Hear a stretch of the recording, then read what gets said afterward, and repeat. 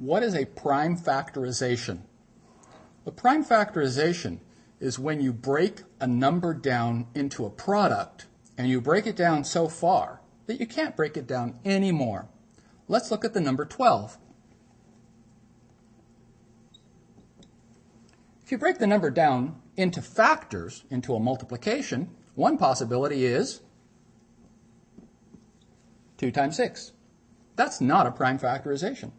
It's not a prime factorization because I can keep going. The number I can factor is 6. It breaks down further.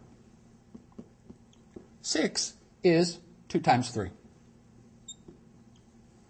Is that a prime factorization?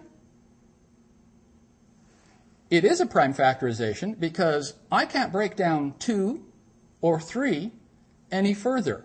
In fact, those numbers are called primes because they don't have any proper factors. You can divide them by 1, but that's not a proper factor. We have broken these down as far as we can.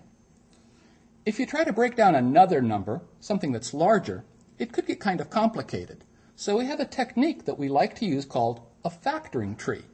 A factoring tree breaks things down in stages. Let's do an example with a larger number. Suppose I have the number 250. One thing I can see is that this is divisible by 10, so I'll break it into 10 and 25. Any factorization is good, something that gets us started. But you keep going, because I can factor the 10 further. What does 10 factor into?